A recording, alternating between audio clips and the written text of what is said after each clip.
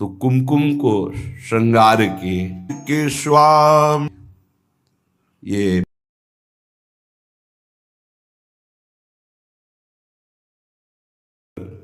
सखियों से लेप करवाया और पीत वर्ण पदार विंदम प्रेमामृतैक मकरंद रसौघ पूर्णम हृद्यर्पितं मधुपते स्मरतापमुग्रं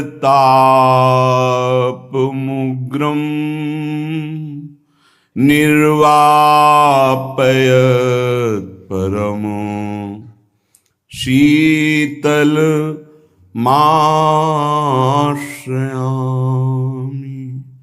परम शीतल माश्रयामि।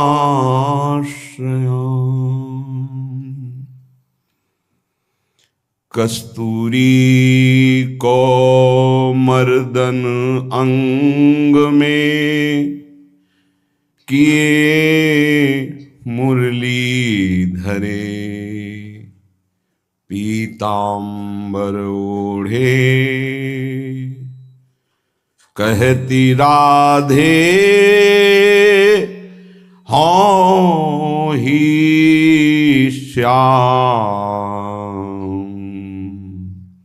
श्याम रंग की कस्तूरी का पूरे शरीर पर सखियों से लेप करवाया और पीत वर्ण का अनंत बिजलियों की जैसी कांति पीतांबर धारण किया। और श्यामाजू कहती हैं, देखो सखी मैं श्याम हूं। बड़ा सुंदर रूप जब लाडली जू लाल रूप धारण करते हैं और लालजू जब लाडली रूप धारण करते हैं। कोटिन काम गुलाम भय जब ये युगल सरकार जब परस्पर वेश बदलते हैं तो करोड़ों काम मूर्छित हो जाते हैं।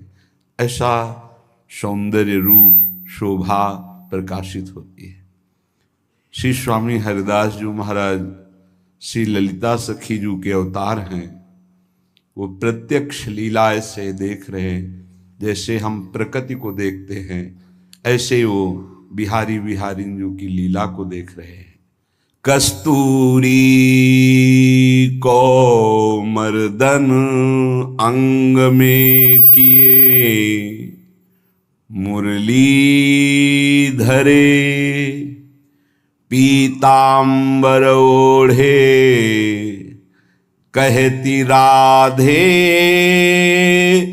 हाँ ही श्याम। इधर बिहारी जू किशोर कुमकुम को श्रृंगार किए। घुंघराली अलकावली को बेणी का रूप दिया गया, बीच से मांग भरी। ये प्रेमी रसिकों के नेत्रों को महासुख प्रदान करने वाली जुगल जोरी है। किशोर कुमकुम को श्रृंगार किए सारी चूरी खूबी नेत्रों के सुख प्रदान करने वाले ऐसे कुंडल जो प्यारी जू धारण करती हैं, ऐसे बिहारी जू धारण किए हैं। प्यारी जू के श्रीअंग का जो शोभा कांति है वो पीतारुण छवि, पीत और अरुणिमा लिए हुई अद्भुत गौरवर्ण। तो कुमकुम को श्रृंगार किए, श्याम श्रीअंग को कुमकुम से ढक दिया। जैसे गौर श्री अंग को कस्तूरी, कस्तूरी का मर्दन श्याम रंग प्रकट करता है।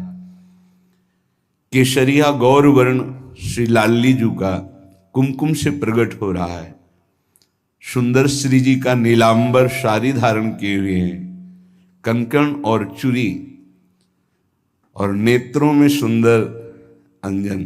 वैसे इनके नेत्र बांके हैं, जिधर जाएं उधर चित्त को चुरा लें।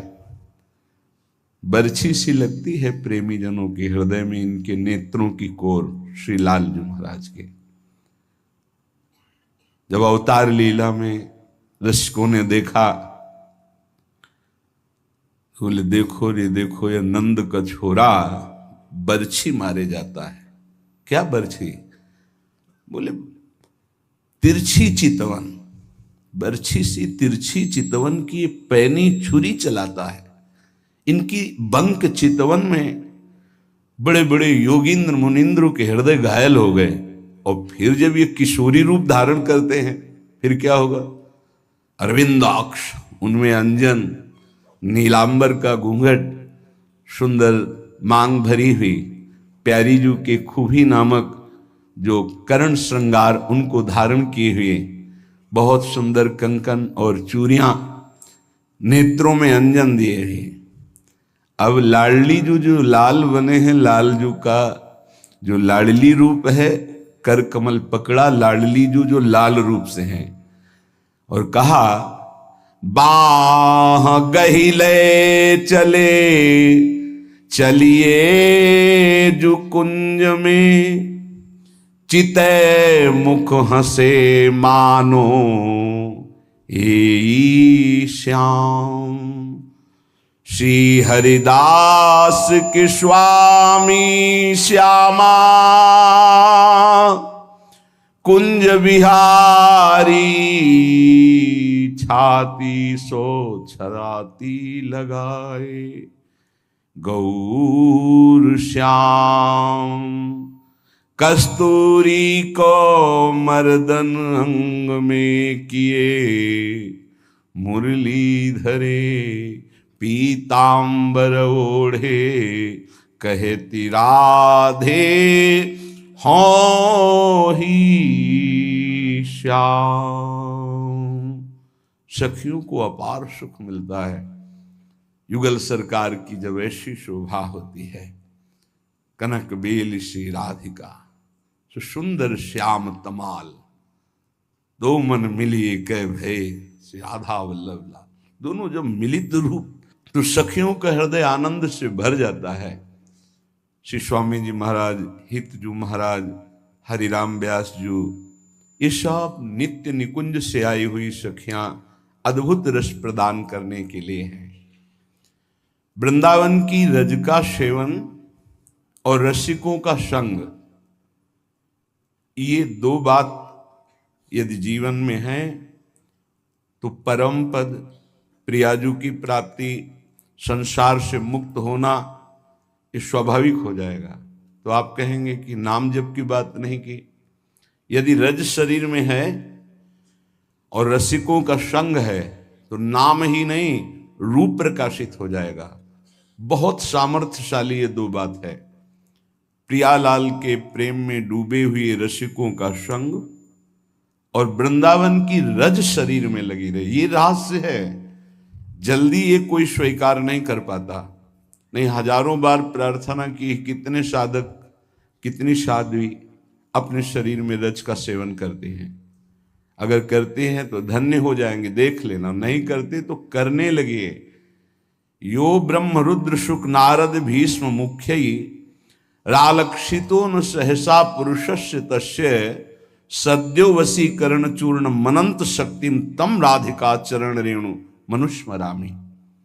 ब्रह्म रुद्र शुक नारद भीष्म आदि जो मुख्य मुख्य महापुरुष हैं, ये जिन परम पुरुष श्री लालजू महाराज को, श्री कृष्णचंद्र जी को सहसा अपने ध्यान में नहीं ला सकते, उन परम पुरुष को वशीभूत करने की वशीकरण चूर्ण शक्ति श्री वृंदावन की रज रानी है। रज रानी लगी है अर्थात राधा रानी की प्राप्ति निश्चित है। रसिकों का संग है तो रस रीति का अवगाहन करने का अधिकार स्वयं प्राप्त हो जाएगा। जैसे पिता की संपत्ति का अधिकारी पुत्र हो जाता है, ऐसे रसिक शरणागत को रस की प्राप्ति स्वयं हो जाती है। बस वास्तविक शरणागति हृदय में हो। यहां अपनापन कहीं ना होना चाहिए, अपनी कोई चाह नहीं होनी चाहिए, अपनी कोई शर्त नहीं होनी चाहिए, तभी रस में प्रवेश होता है। यहां बहुत सी हमारी मांगे हैं, इसके कारण हमारे हृदय में वृंदावन में रहते हुए रस की बात सुनते हुए भी रस जागृत नहीं हो पाता। बहुत काल इसीलिए लग जाता है इन कामनाओं का नाश करने में। सच्ची मानिए, यदि विवेक पूर्वक आश्रित हो जाओ तो ये कामनाएं भी नष्ट हो जाएंगी, क्योंकि ऐसा घेरा कृपा